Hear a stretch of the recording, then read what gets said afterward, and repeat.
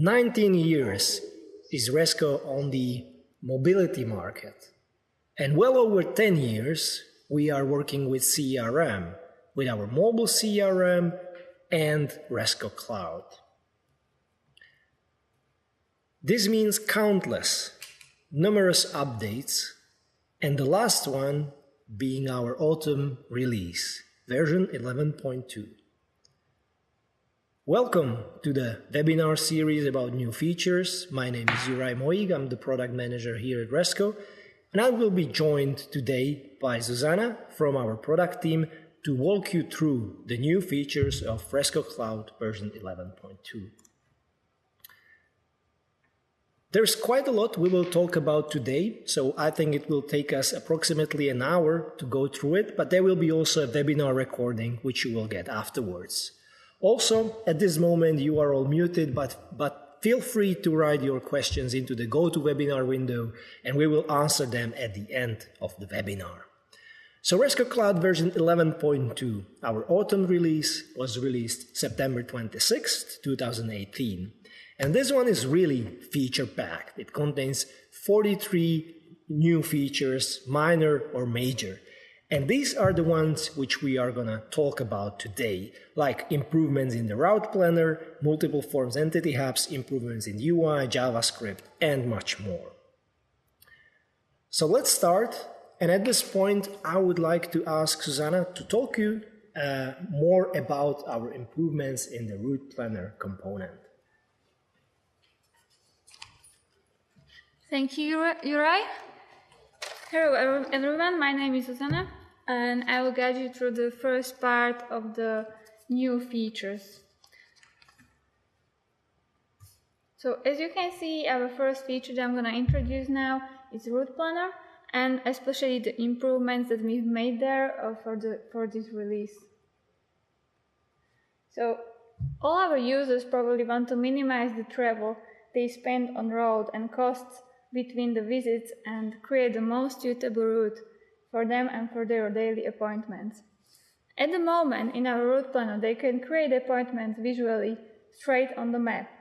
But what happens if you realize suddenly that you are driving much more than you are supposed to because you didn't schedule your appointments as clever as you thought you did? That's when our route planner optimization comes handy. This means that we can optimize your route on the way to your clients just by one click directly in the application. This one-click solution in Route Planner saves your travel time and costs. This is provided by Google service on all platforms. Doesn't matter if you are using iPod, iPhone, or Android. As another addition to our route planner, we've added route planner rules. This means that an error message variable is available in unadded rule right now. It means that if this is set, the user gets an error message that pops up in the application and it cancels the add operation. So for a very simple example, if there is an account you are for any reason not allowed to visit at the day, or it's not just possible, you can create this error message and it won't be added. Let me show you all this in the demonstration.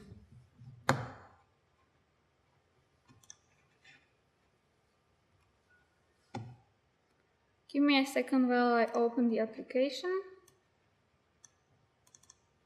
Here we go. So, first of all, I will also show you the Woodford HTML. And where exactly is the route planner localized? It's here on the left, it says route plan. We've already prepared this for the demonstration purposes. And the error rules, you add them under this button on item edit. So as you can see, this is already pre-filled by me today, and the condition is if this specific account, if you cannot visit it today because it's, let's say, not available for a visit, this error message pops up in the application.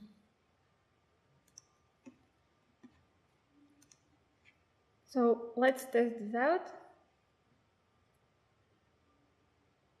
So as you can see, there is already a route planned, but it has not been optimized yet.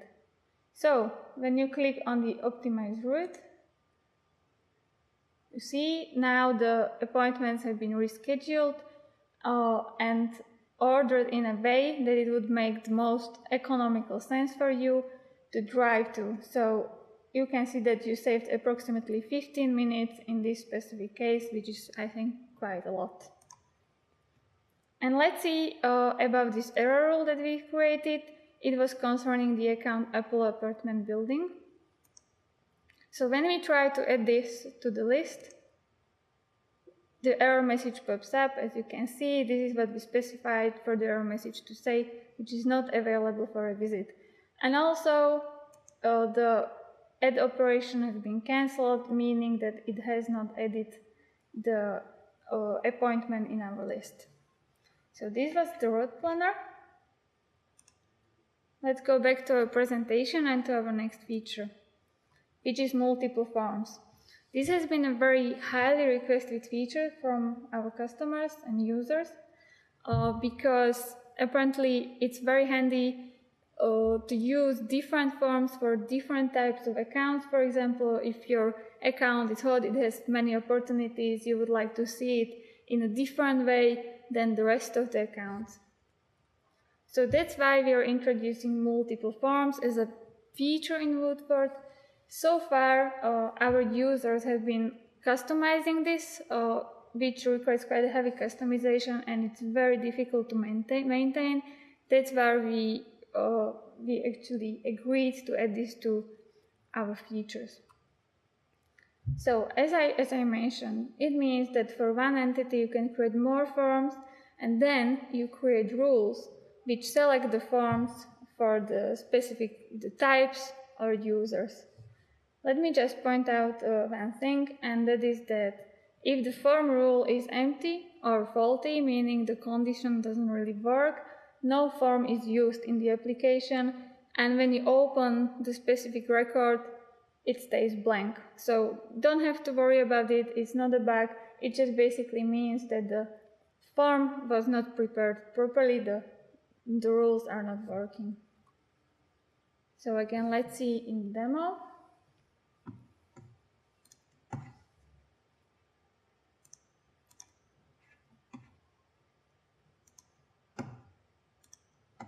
So I will create another form in account. Let's see all the forms. So there is a button which says new form. Let me name it as new form. Okay. And now we just choose what we want to see on this form. In my opinion, we can just create a very simple case where we use a different form for a new entity when a new record is created.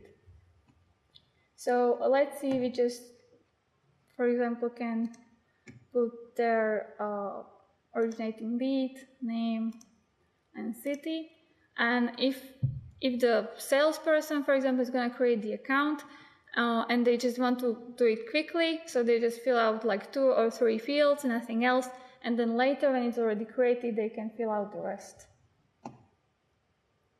Save and close. And now is the time when we actually specify the rule and when each form will be used. The select form will open you a conditional window where you can put the conditions you want to apply. So as I said, I would like this for a new entity, so I will go entity is new equals true, and then in this case we use the new form. So we click on form name and assign, and we just pick one of those forms that we want to be used. And if not, if the form is not new, we just use the original default form.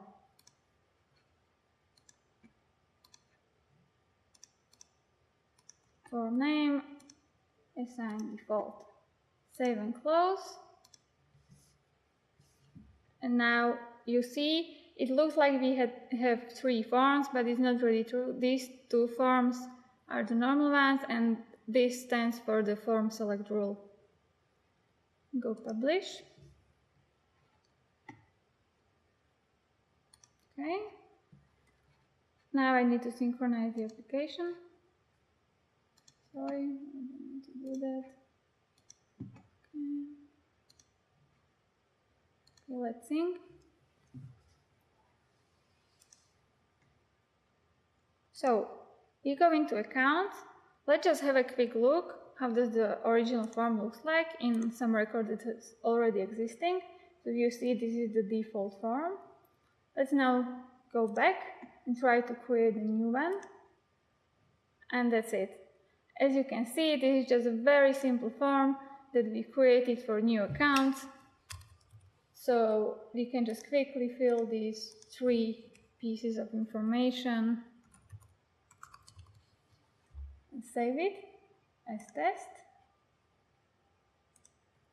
And when you go back and you can see that this record has already been created now, when you open it, you can see it in the original default form and just carry on filling out the rest of the information.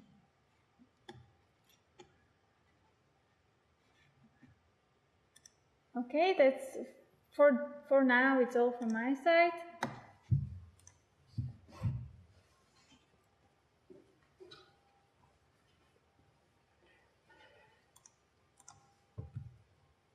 Thank you, Zuzana. And I will continue with entity hubs. You've probably seen similar situations where there were multiple entities containing the same type of information. The typical example would be sales entities with quotes, invoices, and orders all containing the same type of data. But that can be also the case that you have an historic entity and a current entity where you hold the data. And you want to display them in one place, in one list, in one view. The solution to this in Resco is called entity hubs. And previously, we've already had entity hubs for quite a while actually. Previously, you could use entity hubs only through the home form. So clicking on an item on the home form would open you a combined list for multiple entities, which was great. But our customers wanted more. They wanted to use this also on the forms as associated tabs. With version 11.2, we have added just this. I want to talk a little bit more about entity hubs, but if you are really interested in how this is set up and how to work with them, please check one of our previous webinar recordings when I go really in depth on how you can set up entity hubs. But simply put, entity hubs are lists with data from multiple entities.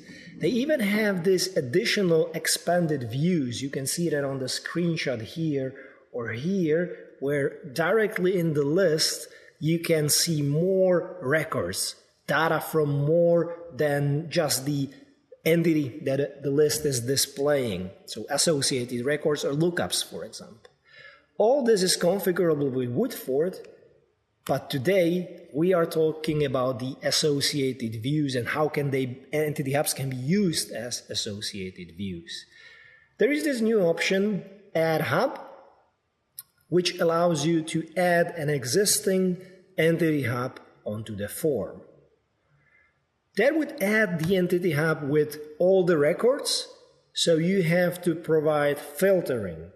And this filtering has to be done for each of the entities separately. I think it will be clear with a little demonstration. So I'll start with Woodford, but I have to go into my project, this one. And first of all, I will define a very simple entity hub, a one which will contain all the sales entities. So I'll create a new one, call it sales.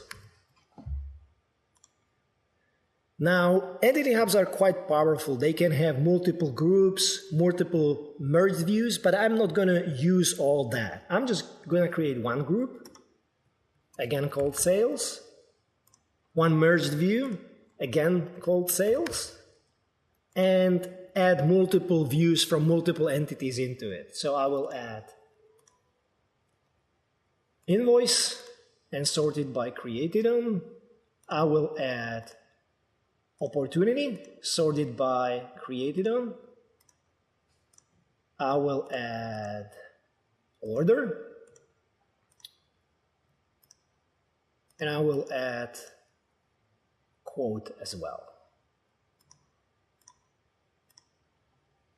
So now I have one combined hub for invoices, opportunities, quotes, and orders. And if you want to know about the other possibilities in here, as I said, please check the other webinar recording. But now this is fine. I'll just save and close. And now I want to use this on an accounts form to display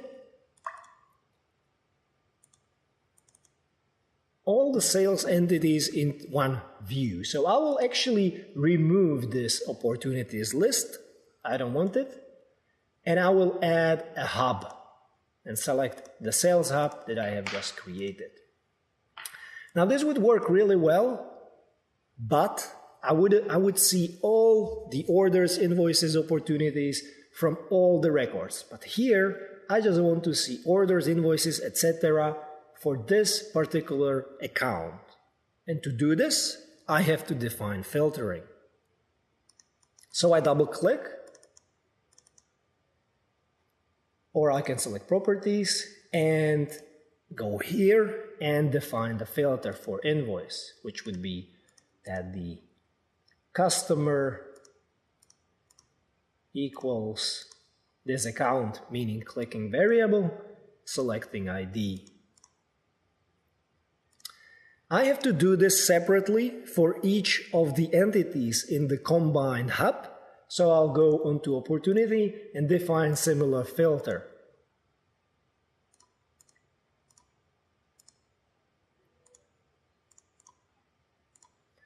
As you can see, you can have arbitrary filters for each of those entities. So this is really up to you how you are going to filter the entities in the hub. So I'll just continue and add filters for the remaining two.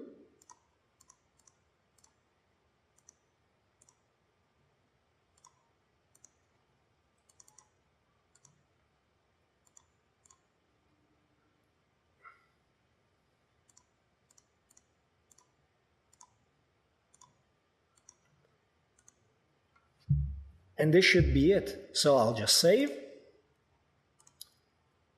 and publish my project.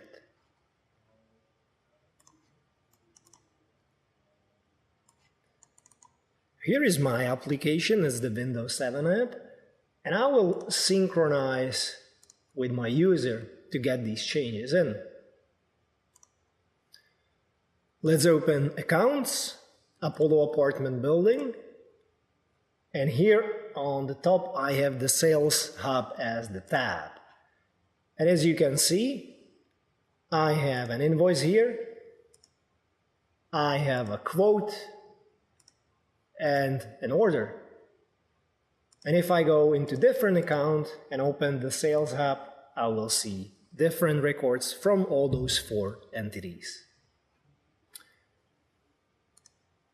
I find this extremely flexible. But when we are talking about flexibility, JavaScript and iframes are truly ultimate tools for flexibility. One of the problems with the mobile application was, and always is, minimizing clicks and being as effective as you are, because no one likes complex handling with mobile applications.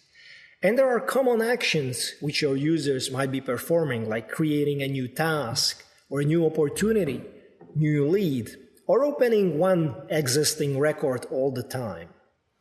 To go into each of those views and lists to be able to create a new record or open an existing record might not be as effective as possible.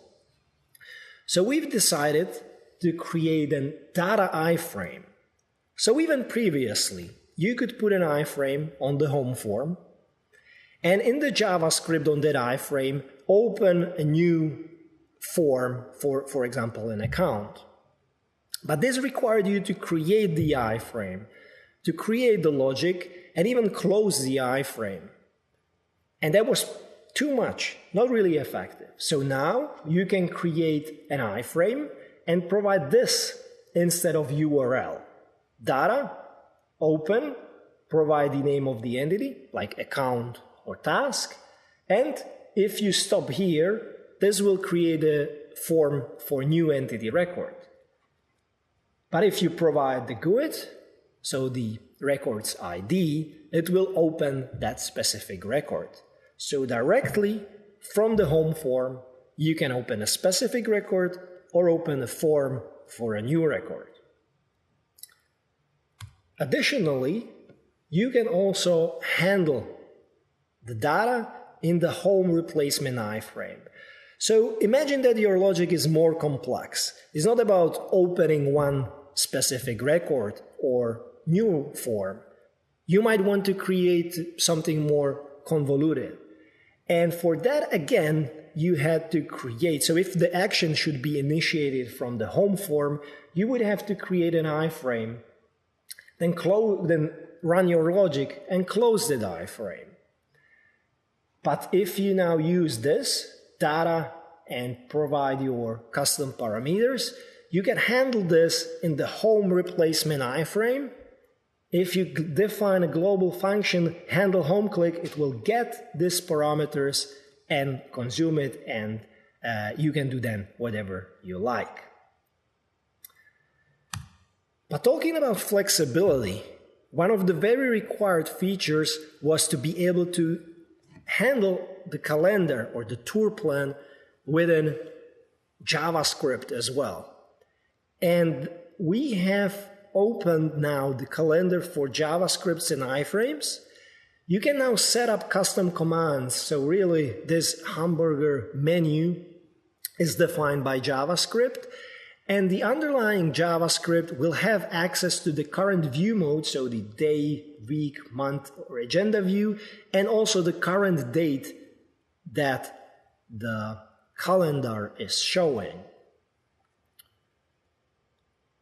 To fully demonstrate these features, I'll open up Woodford.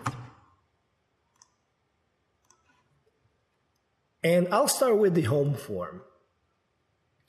I will add an iframe, which I will call new account. I will provide following URL. Data, open, question mark account. I will create one more iframe, which will be called account Apollo. And I will provide a slightly different URL, data, open, account, similar as above, but then semicolon and the GUID of the record. This should give me two nice actions. One to open a form for new account, and one to open a form for existing account. I also want to show you the configuration in JavaScript for a calendar. I have an existing tour plan or calendar set up, and if I open it and go into constraints, I can select an offline HTML file. So I'll click choose file. The name, the delay load or visible really doesn't matter, but I should choose from the offline HTML. But you might have noticed I haven't put anything into the offline HTML folder. That's a nice feature about Woodford HTML is this manage button. If I click on that, I can add from here where I'm working, where I'm putting my iframe, I can add the JavaScript file. So I'll put JavaScript bridge.js in there. I'll also put my prepared calendar command HTML. I'll save that,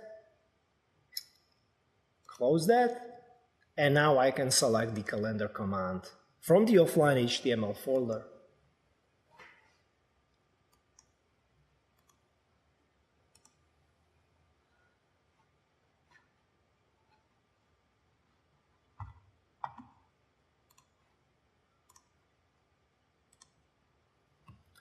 So after synchronization, 2 new items appeared. If I click New Account, this will open a form for new account. If I click Account Apollo, it opens Apollo apartment building. If I go into the calendar, what you might immediately notice is that I have this hamburger menu in here. This now offers 3 commands. I can switch to month view, which works.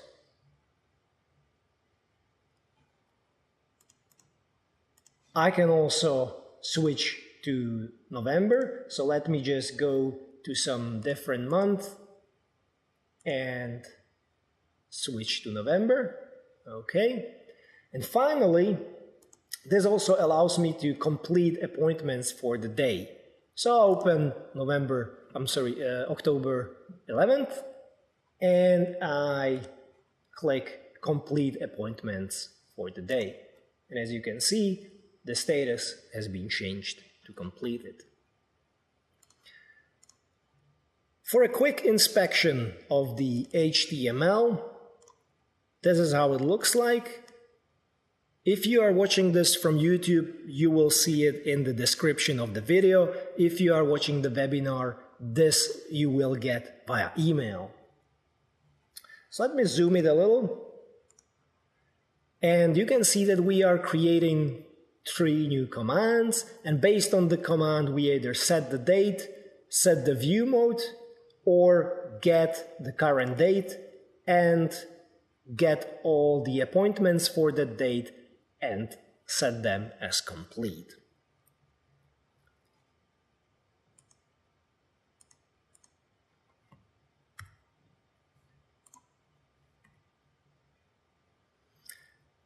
I believe that no one really likes criticism.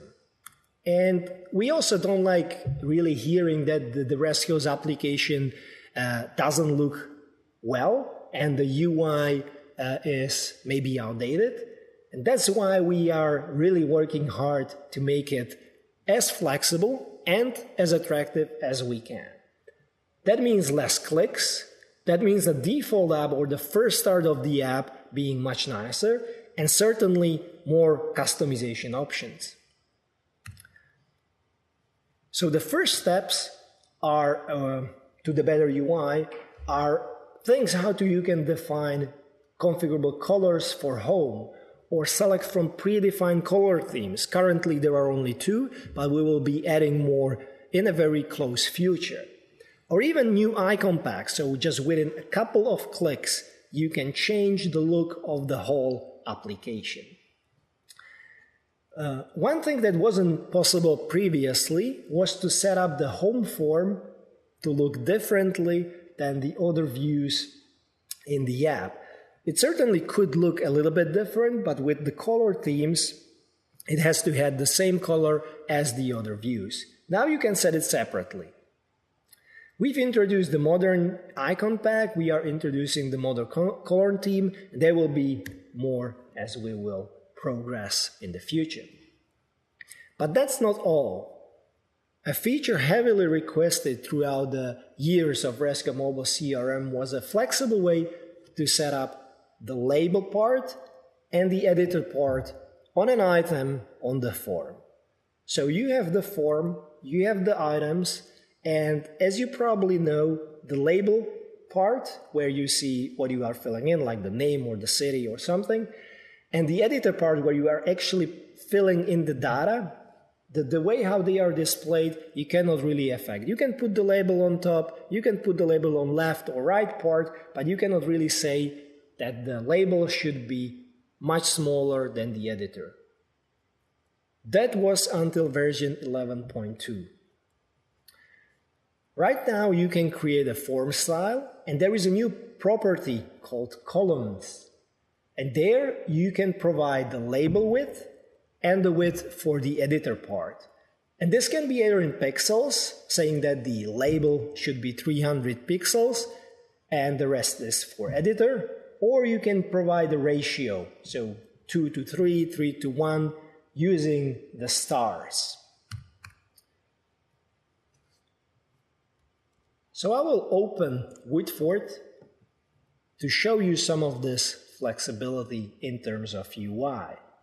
I will open the color theme, and there are the new actions on top. And just by clicking on icon pack and selecting the modern one, I can change the icons throughout the whole application.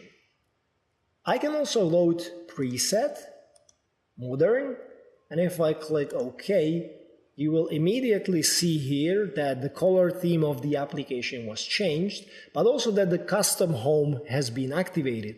That means that the home has different color theme to the standard view in the app.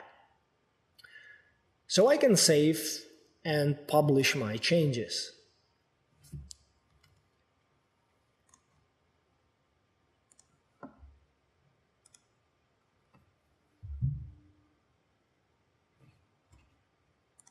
Right away, you can see that the application changed look. The color theme is much darker, the icons are different. And even if I go to account, open one of the accounts, you can see that the tab have different icons, or even the switch to offline and the other commands have their own custom icons. What I've done as well is that I have gone to the leads form and I've modified the label widths and the editor widths. So as you can see, some of them have, this is the default one, but some of them have different width for the label part and different width for the editor part. Let me show you that in Woodford. If I go into the leads form, open it up, you can see I have a couple of styles here, which I created from the normal style. This one defines that the label will have 300 pixels and the rest will be left for the editor. However, this other style says that the 3 parts of the available screen size will be used for the label, whereas 1 part of the screen size will be used for the editor. So if I switch back to the application, you can see that the ones which have the 300 pixels, there the label stays always 300 pixels. Whatever I do with the form, the label is always 300 and the rest is editor. Whereas these, which have the ratio, as I'm making it larger or smaller, the corresponding part for the label and for the editor is being adjusted. And again, I would like to invite Zuzana to talk you through the check-in and check-out feature.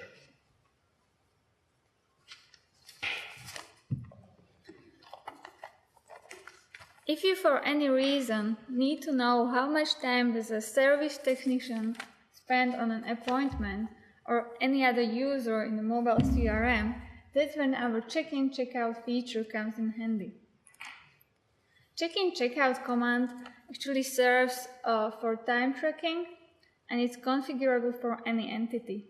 Meaning that when a service technician, for example, comes for an inspection, he can check in, it will record his the actual time, and then actual duration to until the checkout. Let me show you what is the setup in Woodford. It belongs between the normal commands, so it is a command editor. What you need are these fields. For check-in time, you can use any datetime field, but what needs to be remembered is that the field is empty. It means that it's not a field that has been already set for appointment as a start date, for example.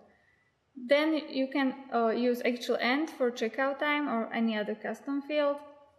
Actual duration for duration. I think that's pretty straightforward. Also, you can fill out the latitude or longitude fields and status. What are the other options are that you can change status after check-in. So after the inspector, for example, checks in, his status changes. It can be whatever you choose, it can be busy, out of office, or any other. The same logic applies to the change status after checkout. And in the application, we will find it under the top right menu, or so-called hamburger, where you can find also the rest of the commands. Let me just quickly show you where to find it in Woodward.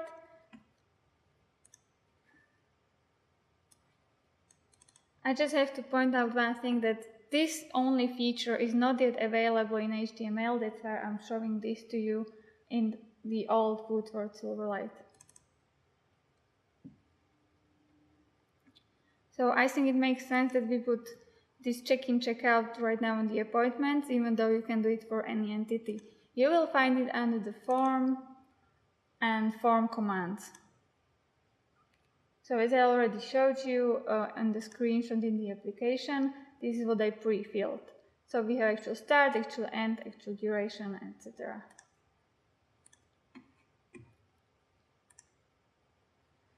So when we go to the activities and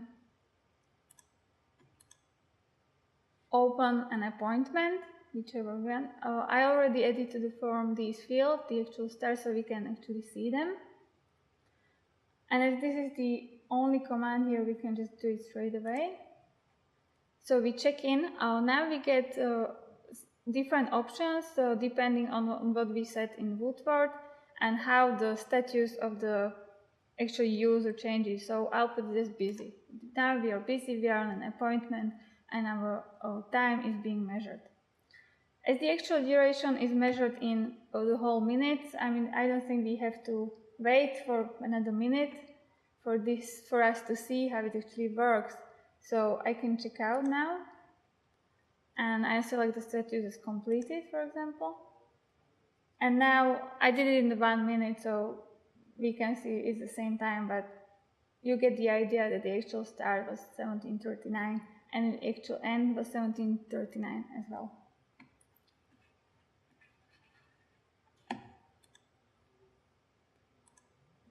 So that was all about check-in and check-out.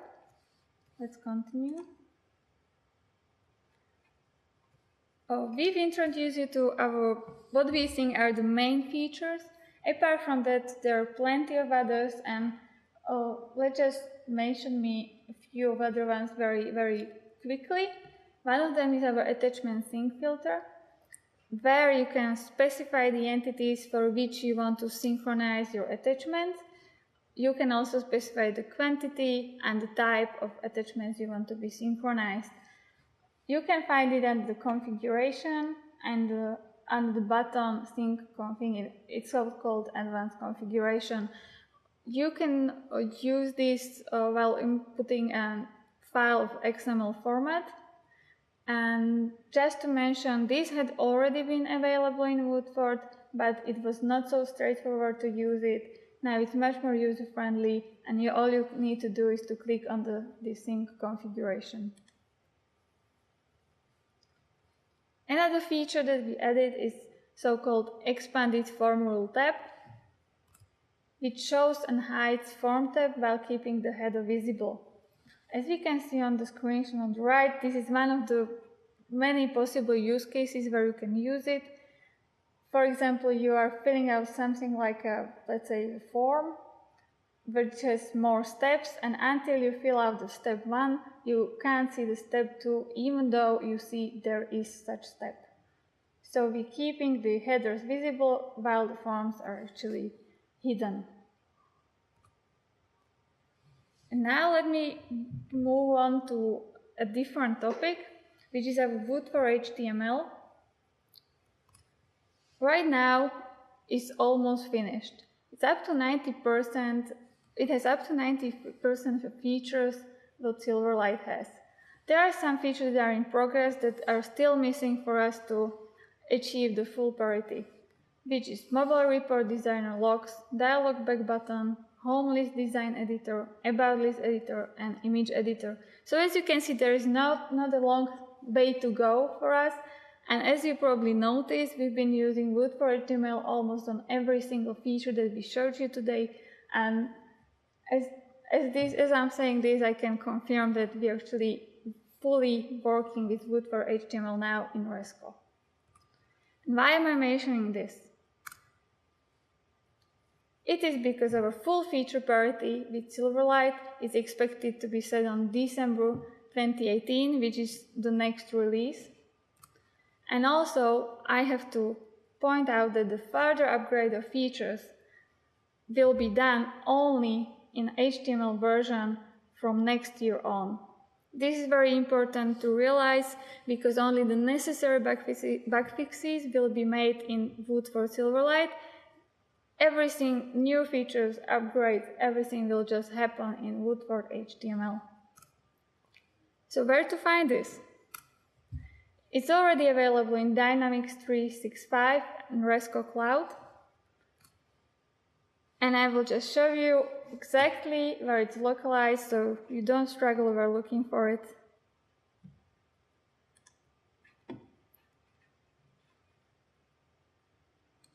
So this was the Wood for HTML.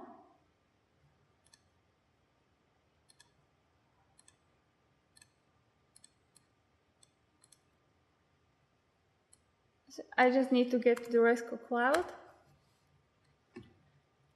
So this is the main page on Resco Cloud, and straight here under settings you can see Launch Wood for Beta, and this is the Wood for HTML.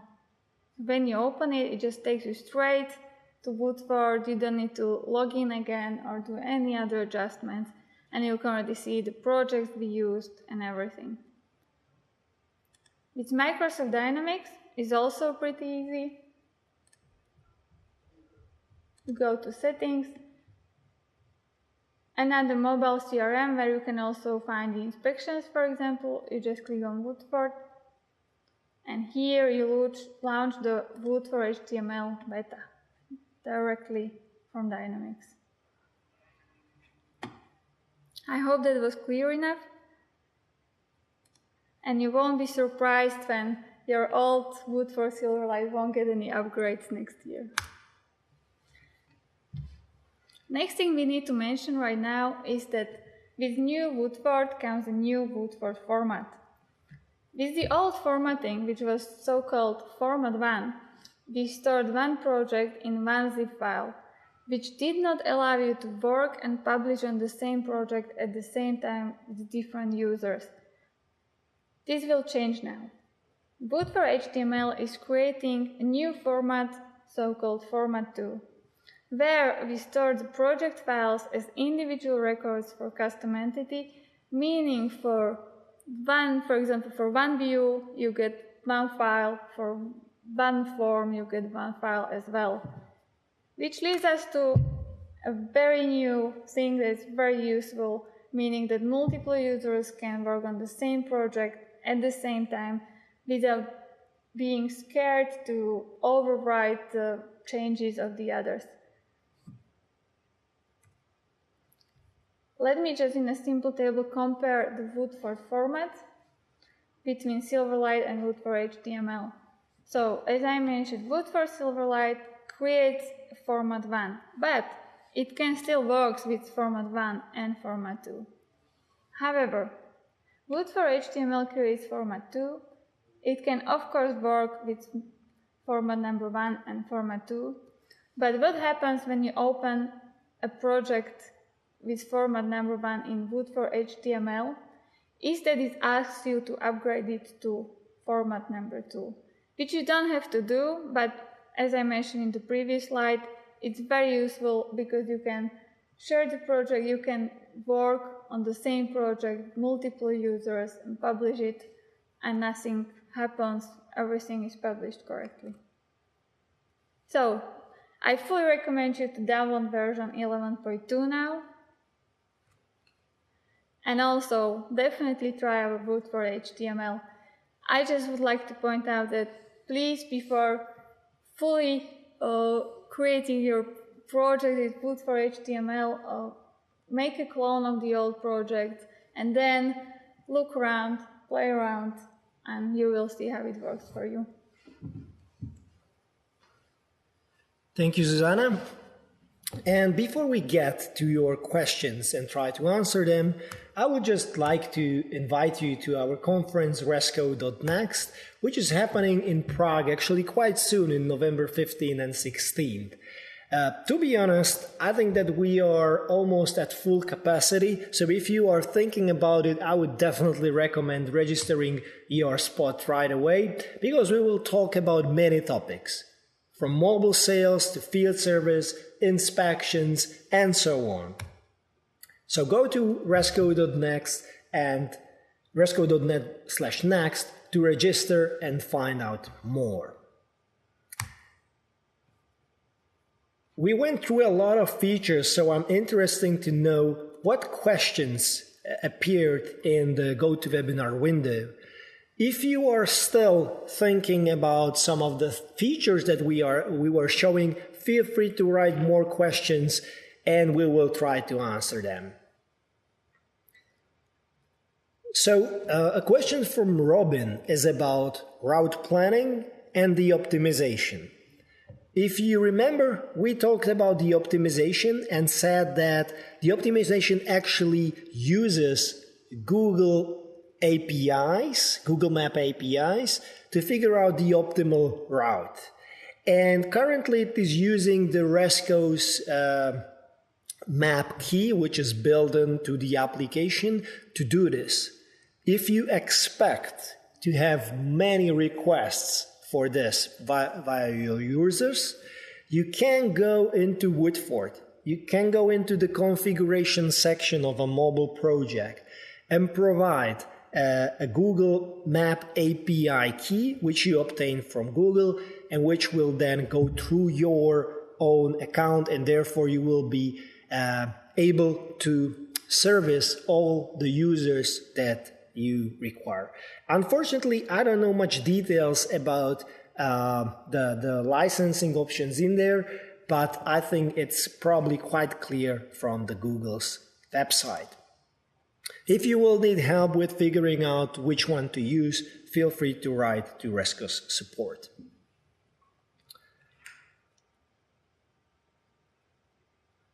So Stephen has a good question again about optimizing routes. Basically the question is, can there be appointments which shouldn't be rescheduled during optimization, because we know that this is set for a fixed hour with the customer?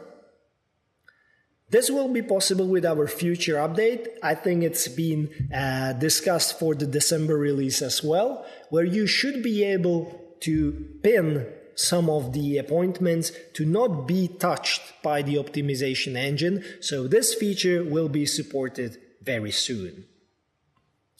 A question from Bilu is about cloning a form. If there is a way to create a clone of a form, I'm not sure if we have it right away, but let's see.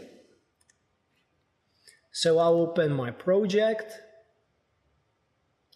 Let's open accounts, select the form, and unfortunately the clone option isn't available for forms. But this is a good observation, so we'll talk with the developers and we'll check, because obviously the clone option makes a lot of sense now that you can have multiple forms.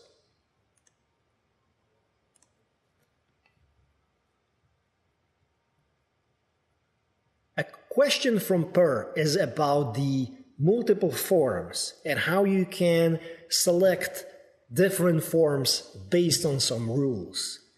And the question is if the on-change rule, so a change on the form, could trigger the form selection rule and open a different form. Now we are discussing a similar approach with our developers. Currently, you have to close and reopen the form for the rule to be triggered, and this can be achieved from JavaScript. But we can check with our development team if there are ways how you would be able to trigger this behavior directly from the on-change rule. A question from Robin about Woodford HTML. if Woodford HTML will be going out of beta version in December. We strongly believe that, and we think that December release will be the one where we will announce Woodford HTML as our main configuration tool.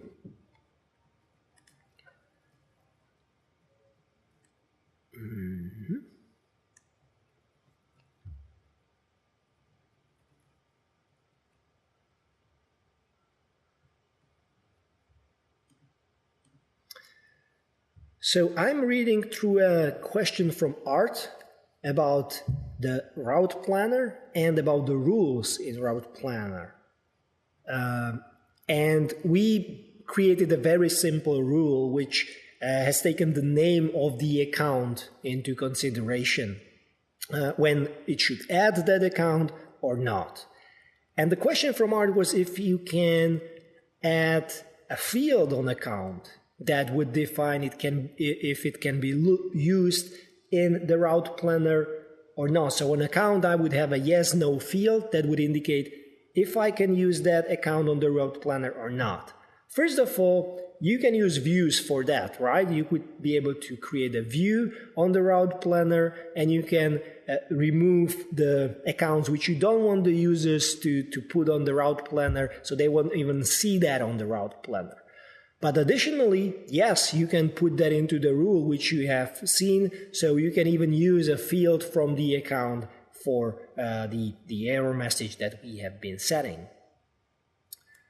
A question from Robin about JavaScript on the maps, and if we have any plans to add that. We are slowly working towards JavaScript everywhere, so I believe maps will be no exception at some point in time. I wouldn't say this is at the moment in the roadmap or in the close future, but as I see it and as I see how we are developing our solution, it certainly comes to a point where there would be also JavaScript on the maps. Angus asks about Resco Next conference in United States. We have a lot of plans for next year's in terms of conferences and trainings. The interesting fact is that we have some trainings in the US planned for the rest of the year, actually.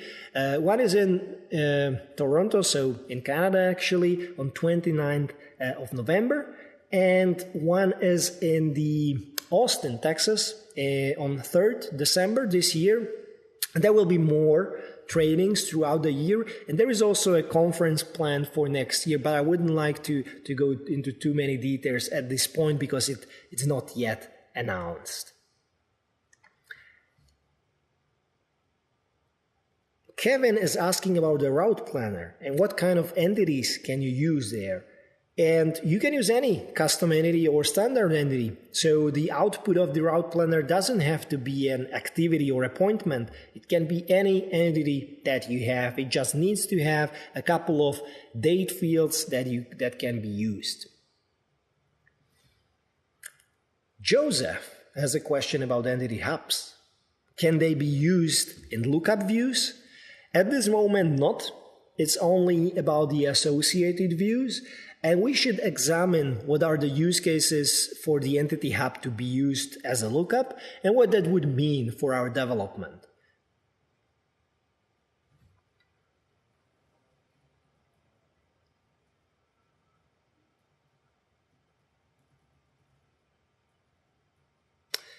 Jens has a question that we actually heard a couple of times already, and it goes about the mobile projects that you are building. The mobile projects that you create, you update them, you add functionality into them. And depending on where your users are synchronizing, some of them will get the old, not updated version of the mobile project, not the mobile app, but just the project. And some of them will get the latest mobile project. And the main question is, can you distinguish this? Can you somehow figure out which users are using which version? And this is a problem that we are going to address with our with one of our future releases.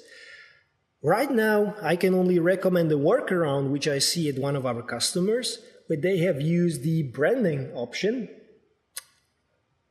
Here, they've provided the version of the mobile project in here, in the title, and then they could see this in the error logs that the users were sending them. Of course, you have to keep this in mind, update the version manually in here. So it's definitely just a workaround. But as I said, we are going to address this in a more systematic way with one of our future releases.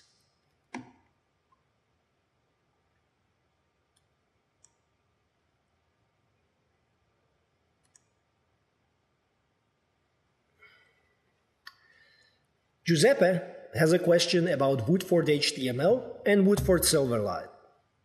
As Zuzana has mentioned, Woodford HTML creates a new version of the project, format 2. If you try to open a project created in Woodford Silverlight, which will have format 1, Woodford HTML will try to upgrade it to version 2. And unfortunately, it will not allow you to open the version 1. It will ask you to upgrade, and if you don't upgrade, it will not open that project. Oh, I see there are a lot of questions, so let me move at a little bit quicker pace.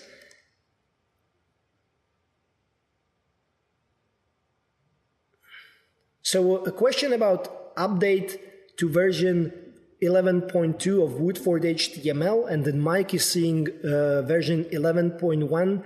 If you are not sure how to update it, you probably should just update the solution that you have in your Dynamics or Resco Cloud instance. If you have updated the solution, if you have updated Woodford and still you cannot see the latest Woodford HTML, please write to our support mobilecrm@resco.net, and they will try to figure out what the problem is, because the update process should be pretty straightforward. There's a question about opening form based on specific business unit. The rules in the which you can use to specify which form can be used can also access the configuration object, which holds the security role, etc. So you should be able to do this as well. But I think that especially here, it would be better to address this with different mobile projects rather than deciding this on the form level. Jens has a question about extending the error log with custom texts. First of all, you can create or localize actually the error messages that the users are having from the synchronization, and you can find the details how to do that in one of our previous webinars. But also you can write into the error log using JavaScript and so on, so you can provide your custom texts as well. If the Woodford HTML will be provided as a standalone version, Per asks, I don't think that will be the first version. So even in December, I think it will be only available out of browser. But in the future, a standalone version of Woodford HTML should be available as well.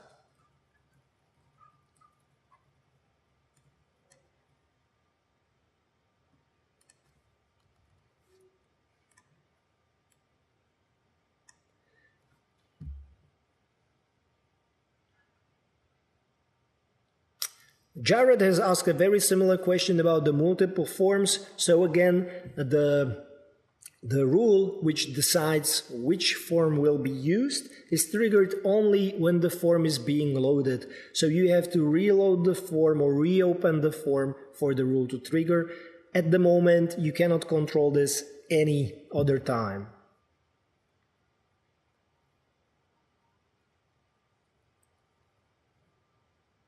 Alan asks about a scanner in the notes and if there has been any progress with this. Alan, I would like to ask you to send us some more details, perhaps through mobilecrm@resco.net, about this particular feature, and we can continue discussions from there. Patrick has the very same question about the multiple forms, so I see we have to do something about this, that you want to trigger the form rule at some other option, not at some other point in time, not only during the load.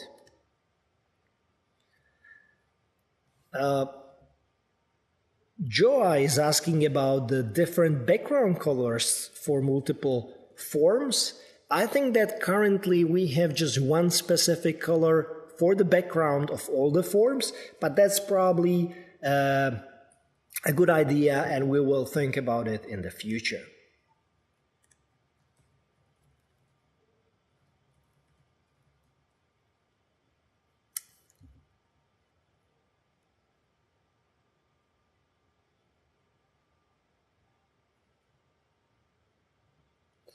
There is a question from Sarish about the video material delivery with the questionnaires.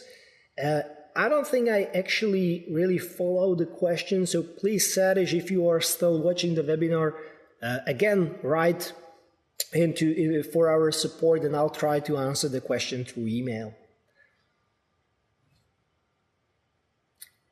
There is a question of Joseph, if you can clear the error log of a user. That happens automatically if the user uninstalls the application. Unfortunately, we are not clearing the error log by default or with some action, but there will be a lot of updates in this regard. There is a very nice feature coming up in December where you will see a dashboard, automatic dashboard in Woodford for monitoring what your users are actually having in their error logs. So thank you for, wait for that, and you will see that there is a lot coming in this regard, and you don't want to clear the error log anymore.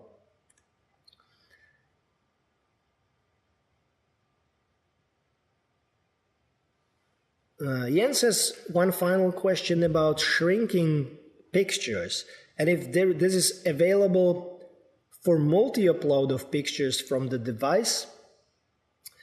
So there is a setting in Woodford which allows you to define how big or small the picture should be. So if I search for, I think it's this one, capture photo size, you will see this defines what is the maximum photo size that will be used with Resco. That means that if user captures a larger picture, Resco automatically scales it down to the size selected here. And the multi-upload of pictures, I think that this is something that you define that doesn't trigger your JavaScript. So again, maybe this is something for a different discussion. And since our time is up, I will stop answering questions at this point, because I see that there are coming some more questions in, but they are not really related to the content of this webinar. So at this point, I'll just stop. And if you have any more questions, again, feel free to write to our support, and they will be more than happy to help you further. So I hope this webinar was helpful, and I'm pretty sure that we will see some of you or most of you with our next webinar, which will be about December release. So in a couple of months, we will hear each other. So thank you for your attention, and see you next time.